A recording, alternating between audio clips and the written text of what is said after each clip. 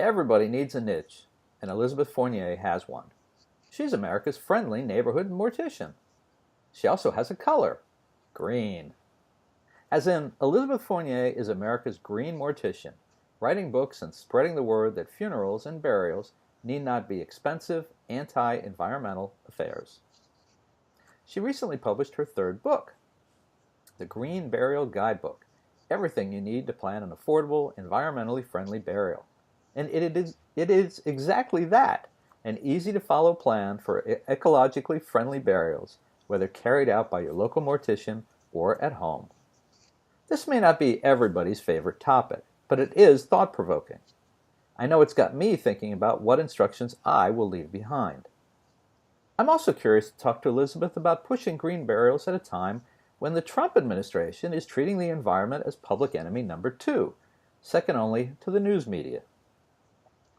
This is Elizabeth's second visit to Mr. Media. She was last here in 2009 to talk about her first book, All Men Are Cremated Equal, My 77 Blind Dates.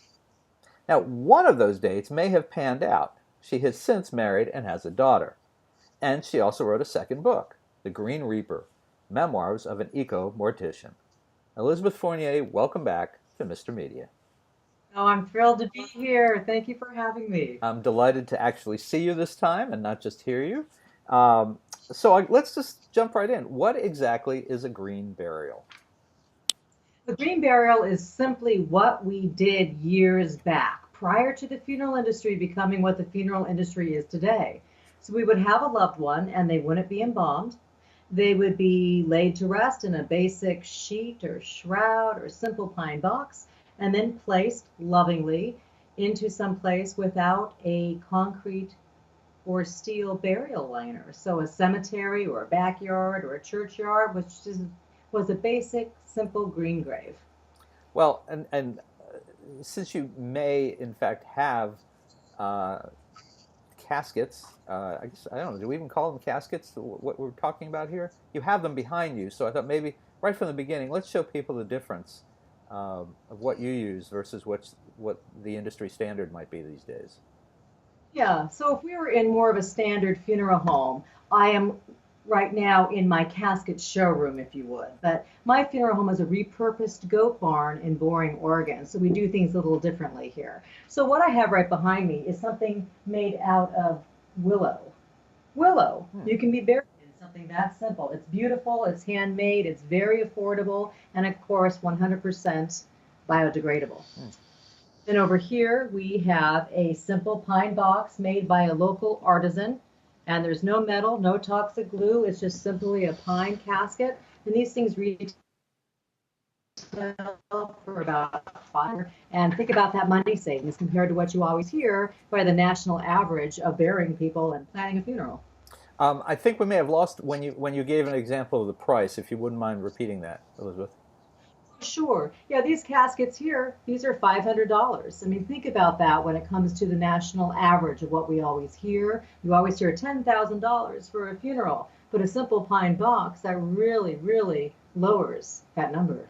And I think I recall it. A pine box is pretty common for most Jewish funerals, right?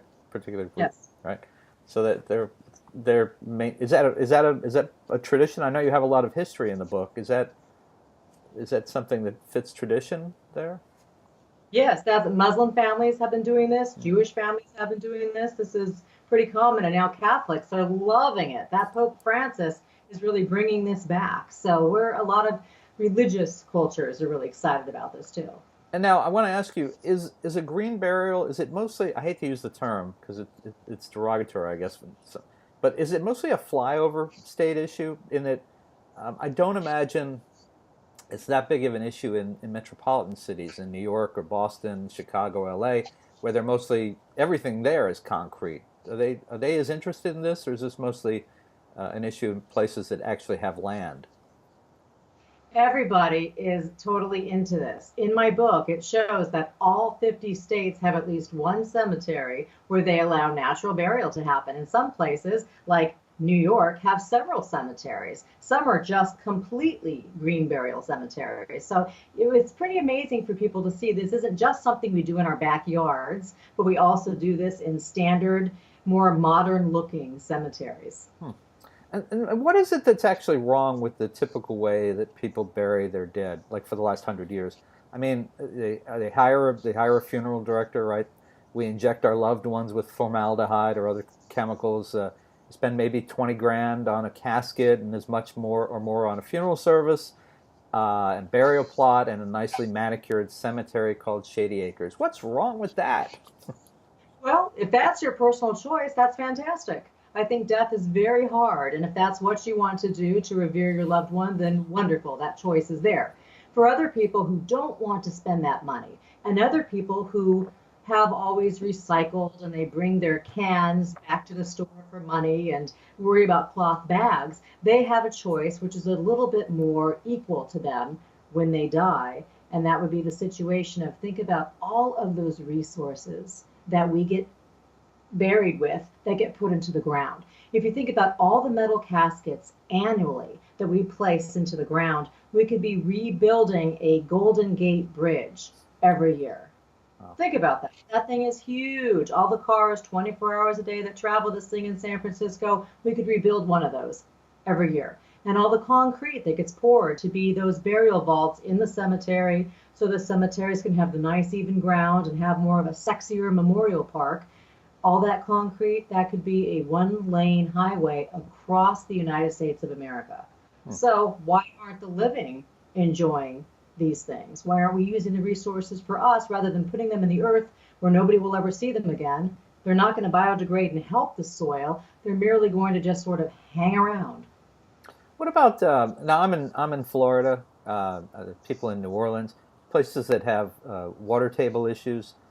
Does it have any impact on green burials? Would that make green burials more appealing or less? I don't know. I'm just Yeah, every state has their own concept. You know, green burial is legal in all 50 states. Just in every state, you have to figure out which cemetery can I use and do I have the luxury of using my yard. Now, there's a water table issue in Louisiana. hmm. We have a situation where most people are buried above ground. So that changes things. We don't have all the lush soil. So we really need to think about just the reality. And so a lot of the green burial is, does this work for my family? And do I want to do this? And where would I do this? And those answers are there. People just they can actually ask the questions and get the answers. So I'm all about giving the information to saying there's ways around this. So those wonderful folks in New Orleans, they still can do a couple things like have a wood casket, which doesn't have all of the fancy shellac and metal and handle, so they can save a little bit that way with the earth. uh, let's go back. Let's go back to New Orleans for a minute before we were so rudely interrupted by technology. Uh, you were saying that a place like New Orleans, where burials are above ground. You were talking a little bit about the pine box being attractive, but to do a pine box above ground, I'm assuming there has to be something else, because of course the whole idea is that the box disintegrates, and then so what do you do in New Orleans with a pine box? Well, the idea is when you go into the funeral home, rather than buying a metal casket, you can opt for a simpler casket. So you're not putting the money and the revenue into the resources. You're not taking the resources away from what we're doing here to make a healthy planet. So you're just making a shade of green. If you can't do a green burial, we can also think about not having embalming. We can also think about maybe having recycled paper for the memorial folders at the funeral, maybe have plants rather than cut flowers, farm to fresh food, sustainable meals afterwards. We really can look at a shade of green. And I think that's why that concept is a really important thing because not everybody in every life situation can do a full green burial. And so in a place like New Orleans, and I'm sorry, I know you're not in New Orleans, but just generally speaking, um, and for people who haven't been to New Orleans, the problem is that the city is basically below sea level, which is why they have all the walls built up and everything to keep the water out and all that kind of thing. But to do a burial with a pine box, you must have to do like a mausoleum type of thing where there's concrete around. Right, everything's above ground burial. So there will be kind of that above ground mausoleum. So there is going to be the structure of the concrete or the granite around. But if you are going to allow somebody to naturally biodegrade, then I think what they do in those cases is there's more room to put another casket in there later, where a metal casket isn't going to go anywhere. I see. Okay, got it. No more New Orleans questions. One of the other things I picked up in reading the book is that you are not necessarily a big proponent of cremation either. Tell me about that.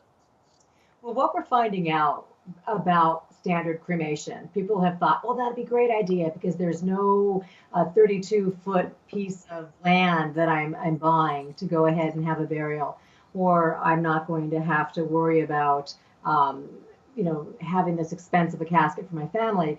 The problem is there's so much pollution and the carbon footprint is really high. We're finding out that all of the mercury inside the teeth are going out into the atmosphere, and that's pretty bad stuff floating around there. Also, all the fossil fuels to start up that machine to get it to a higher temperature to allow a cremation to happen. That is so much heat to maintain 1800 degrees. That's a lot of butane or natural gas or whatever you're going to use to get there. And then also sometimes the funeral director doesn't catch that the person has a pacemaker or has a defibrillator, so that radioactivity is going out too. And you can only imagine how disastrous that is for the crematory operator who's there possibly opening up the door and dealing with these things. So we have that, but we have a workaround. And the workaround is water cremation, eco cremation. This is something that is a legal form of disposition in about 12 states here in America. And this is no flame and high heat. This is sort of a nice water bath with some potassium chloride. It does the same product as a cremation. At the very end, you'll have cremated remains. So if I choose to be cremated, there are ways to do it that are more earth friendly, and you won't end our friendship if I choose that. I think death is such a crazy thing in people's lives. I think that it is so hard. People need to make the choice that is perfectly well for them, and that's all that matters. Okay, all right. I'll love you, Bob. Don't worry about it. Thank you, Elizabeth. I was concerned about that. It was pretty high on my list of things here. Let me ask you this: I'm guessing that somehow the Funeral Directors Association of America, whatever their official name is, maybe it's better that I don't know, that they're probably not your biggest fan. So how do if I have to deal with a loved one, or if I want to prearrange my own funeral, how do I find a funeral home that will do what I want in terms of green? Because I imagine there's some out there that it's a sales business. I assume that there are those who are not going to easily go along with this. Sure, sure. There are some people who have not adapted to the fact that a lot of folks want this. There are some who don't provide this information or have it on their price lists or have it available. Doing green burial services is nothing that anybody needs any special training in or licensing for. So this is something every funeral home has the ability to give. So if anybody watching this is interested, find your local funeral parlor or funeral parlors, give phone calls, ask questions, and see who's the most willing to talk to you. And if you do find that right away you're met with that sort of staunch resistance, it might not be the correct funeral director for you. Are there enough green morticians now that you have your own association? We don't really have a clubhouse, if that's what you mean, high up in a tree in the woods. But sure, I have a lot of like-minded colleagues out there. What I'm doing isn't new. This is what we did before embalming became vogue back in the Civil War. People had their loved one at home, and they had the local town person help them with this. We're really getting back full circle to that. Would you be surprised to hear that there are more women funeral directors than men? There's a bunch of young women now who are taking the places of the older retired model of what we think a funeral director used to look like. Those men are passing away and moving on. And so it's a real game changer now as far as who will be taking care of your loved ones. A lot more environmentally friendly mindsets out there. The baby boomers are now passing away. Those folks born between 46 and 64, they're also making the plans for parents who are now passing away. So they're really driving the ship here. This is their demand. They're really wanting to do things that really resemble their lifestyle. Seems like you need a professional association, though. So you can say, no, seriously, so you can say to people in an interview like this, well, if you can't find someone locally, go to greenreapers.com, and there's a directory there. You can just enter your area code or your zip code and find the closest person to you. There is the Green Burial Council, and they're a wonderful organization. And they actually are people who have the providers, the funeral homes, and different cemeteries who allow the green burial. And they've all been vetted, and they know that these aren't people who are doing greenwashing, merely saying, oh, we have green products, and really jacking up the costs for consumers. But they're really offering these services and these goods to families. So go to the Green Burial Council website. That's a good place to look. Well, so let me ask you this. Ideally, let's say if you could become America's cabinet-level secretary for death, kind of like Scott Pruitt at the EPA was, what would you promote as an ideal green burial standard for the country?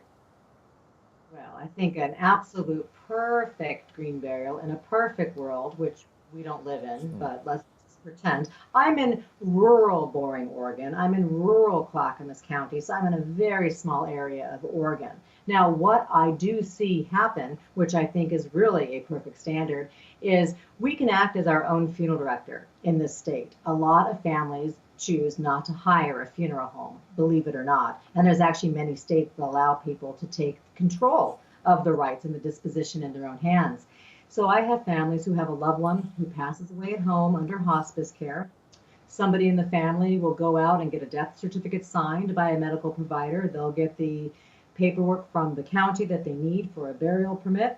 Somebody will prepare a space in the backyard. Somebody will either build a casket or have a sheet or some material and shroud the loved one, bathe them, do whatever they need. They have ceremony. They carry their loved one out to the yard, place them into the loving embrace of the earth. They go ahead and refill with the soil. They eat food out of their garden. I mean, can you get any greener than that? That's pretty. That sounds pretty green. And what, I'm sure you've heard a lot of stories from around the country since you put yourself out there as kind of the expert. What kind of roadblocks do well-intentioned people run into as they try to pursue a green burial? I think people run into the fear of the unknown. I think they run into family saying, oh, that's weird. Why do you want to do that? I think they might run into the funeral home that they've always used for decades with different family members saying, well, no, here's our price list. Here's cremation. Here's burial. Take a choice. This is what we do. I think there's some of those things that happen. And I think when I talk about green burial, sometimes people from the beginning put up the barricade and say, oh, well, I don't have rural property, so that's not something I can do. And what I try to educate people on is not everybody chooses to do this on their own private land. Most people choose a cemetery which has already been established, which now allows green graves, meaning they simply allow a burial without a burial vault. So this is at historic cemeteries and pioneer cemeteries, and even corporate-owned cemeteries have this option for people. And then there's also places springing up which are just 100% natural burial preserves, where it's all the look of a beautiful meadow, and it's all natural. I have these all listed in the book, and there's other places online you can find these things. So if you actually educate yourself through the interwebs and through some reading, people will find that there aren't so many barricades that they're thinking about taking care of some of these things. Well, I'm curious, sort of metaphorically, maybe that's not the right word, but you've made green look very good on you professionally. I was surprised that you're not wearing green today, just to kind of drive home the point. Is that a little over the top? I don't really have a cape or a cloak. When people hear this name, the Green Reaper, I was given this by local people. I show up in the yard and I'm helping bury their loved one. And rather than say, here comes the Grim Reaper, they say, oh, the Green Reaper is here. And I think to himself as carrying a palm frond and being sort of a, lovely piece of nature. I don't know. I love the color green. It's fantastic. If I'm playing Monopoly or something, I choose the green piece. Actually, no, Monopoly has cars and things. Never mind. Every other game, I choose the green piece. Okay. But I find with the clothing, I don't know. I think there's just sort of, I don't want to be schmaltzy about it. It's a name that's given to me. I'm reverent. But ultimately, when it comes to funeral stuff, people seem to be a little bit more comfortable with seeing a funeral director dressed a little bit more as they feel a funeral director is dressed. And that really helps more of the conservative people feel, oh, okay, this isn't some crazy girl in the country burying people in their yards. She means business, and she probably can legally help us with this. All right.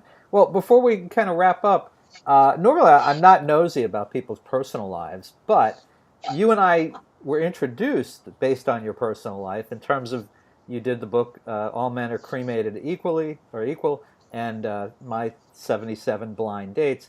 So I feel an obligation to Mr. Media listeners from years back. It's been 10 years. Do you mind catching us up a little bit on your personal life since you wrote that book?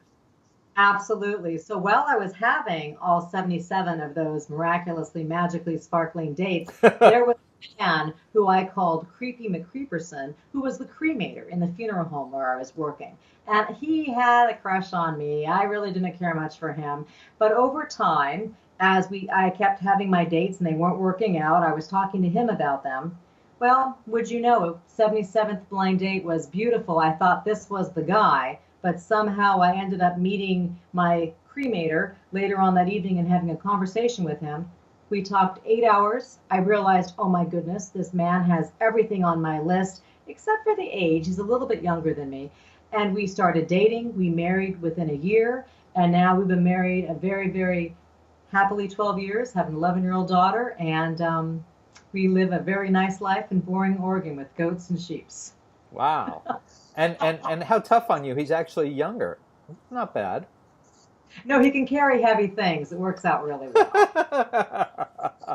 Well, that's a great ending to that story. I love it. I'm so glad it worked out for you. And you certainly look you're glowing a bit. You look happy. You sound happy. I'm really glad to hear that.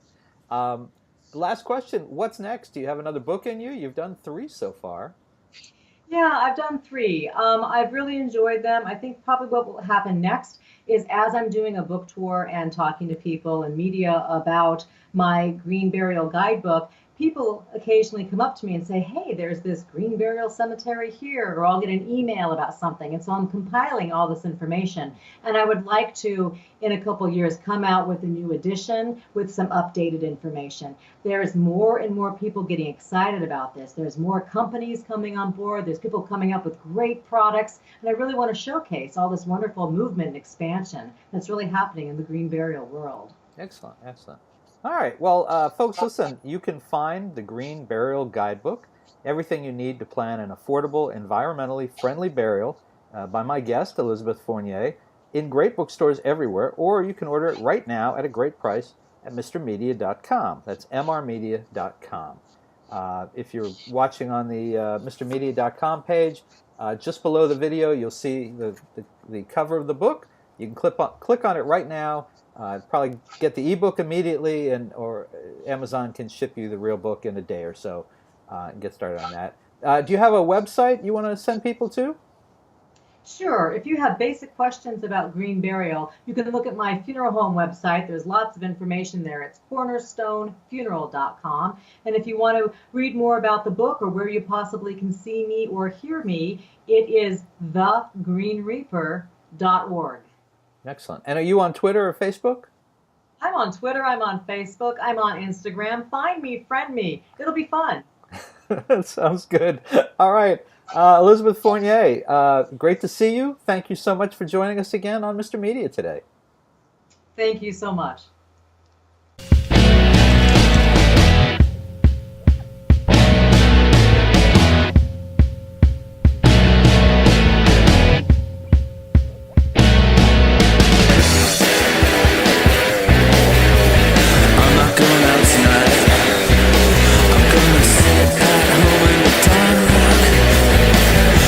Lights on the streets now.